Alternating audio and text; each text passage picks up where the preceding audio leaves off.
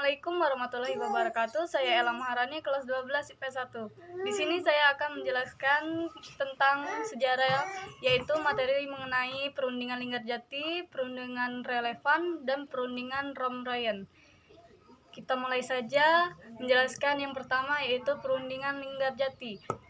Perundingan Linggarjati, pemerintah Inggris berusaha membantu menyelesaikan pertikaian antara Indonesia Belanda yang berlarut-larut melalui perundingan tingkat paling panitia di lingkungan militer. Perundingan ini dilaksanakan pada tanggal 7 Oktober 1946.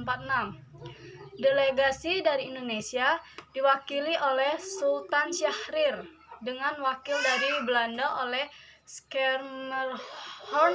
Hasil kesepakatan militer dalam tingkat panitia antara lain yaitu terbagi menjadi dua. Yang pertama, gencatan senjata diadakan atas dasar kedudukan militer pada waktu itu dan atas dasar kekuatan militer suatu serta Indonesia. Yang kedua, dibentuk sebuah komisi bersama gencatan senjata untuk memasalahkan teknik pelaksanaan gencatan senjata. Pada tanggal 10-5 November 1946 dilaksanakan perundingan di Linggarjati dekat Cirebon antara pemerintah Republik Indonesia dengan Komisi Umum Belanda. Perundingan yang dipimpin oleh Lord Gillen dari Inggris. Delegasi dari Indonesia diwakili oleh Sultan Syahrir dan wakil dari Belanda oleh Schermerhorn menghasilkan suatu persatuan yang ditandatangani bersama pada tanggal 15 November 1946 oleh kedua belah pihak. Hasil perundingan Linggarjati antara lain sebagai berikut. Yang pertama, Belanda mengakui de facto kekuasaan RI atas semua Sumatera, Jawa, dan Madura.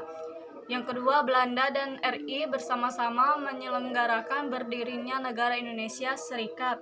Yang ketiga, negara Indonesia Serikat tetap bekerjasama dengan pemerintah Belanda dengan membentuk Uni Indonesia Belanda dengan Fatu Belanda sebagai kepala Uni. Materi yang kedua, perundingan Renville. Pada tanggal 8 Desember 1947, perundingan Renville dilaksanakan di atas kapal perang USS Renville milik Amerika Serikat yang sedang bersandar di Teluk Jakarta. Delegasi Indonesia pimpinan oleh Amir Syarifuddin, sedangkan delegasi dari Belanda dipimpin oleh Abdul Qadir Wijayatmojo, seorang Indonesia yang memiliki hak Belanda. Hasil perundingan Renville yang dilaksanakan tanggal 8 Desember 1947 antara lain yaitu menyepakati untuk menghentikan tembak-menembak. Yang kedua, mengosongkan daerah di belakang garis Van Mook. Yang ketiga, Belanda bebas membentuk negara federal pada wilayah yang didudukinya. Yang kelima, membentuk Uni Indonesia Belanda, yakni negara Indonesia Serikat sederajat dan kerajaan Belanda. Materi yang terakhir yaitu perundingan Romroyen. Pada tanggal 20-23 Januari 1949 atas praksara negara Burma, Myanmar, dan India telah dilaksanakan konferensi Asia di New Delhi, India yang dihadiri oleh wakil-wakil dari negara-negara Afrika, Australia.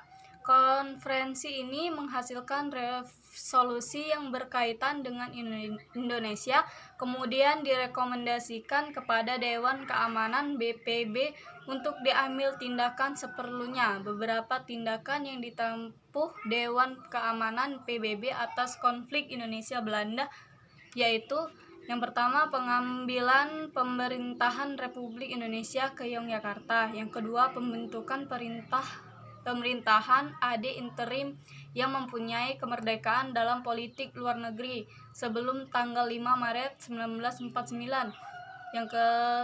Tiga, penarikan pasukan tentara Belanda dari seluruh wilayah di Indonesia. Yang keempat, penyerahan kedaulatan kepada pemerintah Indonesia Serikat paling lambat tanggal 1 Januari 1950. Menyikapi hasil konferensi Asia di New Delhi, India tersebut pada tanggal 28 Januari 1949, Dewan Keamanan PBB mengeluarkan resolusi yang isinya yaitu menghentikan semua bentuk operasi militer Belanda dan aktivitas gerilya oleh Republik Indonesia. Kedua belah pihak harus mengerjakan sama untuk mengadakan perdamaian kembali. Yang kedua, membebaskan bangsa Indonesia yang menjadi tahanan politik Belanda terhitung sejak tanggal 19 Desember 1449. Yang ketiga, Belanda harus memberikan kesempatan kepada para pemimpin Indonesia kembali ke Yogyakarta sebagai ibu kota Republik Indonesia. Yang keempat, secepatnya melakukan perundingan kembali dengan berperang pada hasil perundingan Linggarjati dan perundingan Renville. Yang kelima, mengubah nama KTN menjadi Komisi Perserikatan Bangsa-Bangsa untuk Indonesia yang diberi nama United Nations Commission for Indonesia. Sejak dikeluarkannya resolusi ini, komisi ini memiliki tugas pembantuan kelancaran perundingan antara Belanda Indonesia dalam upaya mengembalikan kekuasaan Republik Indonesia.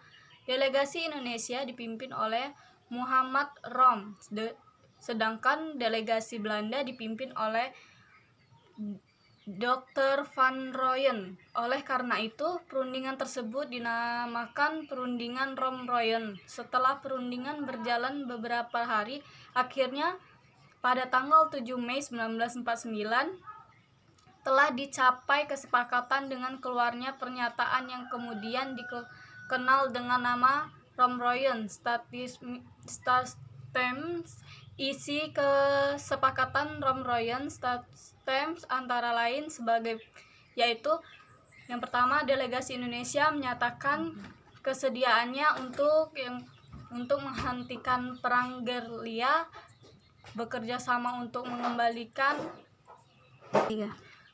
perdamaian dan menjadi ketertiban dan keamanan, ikut serta dalam konferensi meja bundar di Den Haag untuk mempercepat pengakuan kedaulatan kepada negara Indonesia Serikat. Yang kedua, persyaratan lain yang berasal dari delegasi Belanda yaitu menyetujui kembalinya pemerintah Republik Indonesia ke Yogyakarta. Yang kedua, menghentikan gerakan-gerakan militer dan membebaskan semua tahapan politik. Yang ketiga, tidak akan mendirikan atau mengakui negara-negara yang ada di daerah yang dikuasai oleh Republik Indonesia sebelum 19 Desember 1948 dan tidak akan memperluas negara atau daerah yang akan merugikan Republik Indonesia.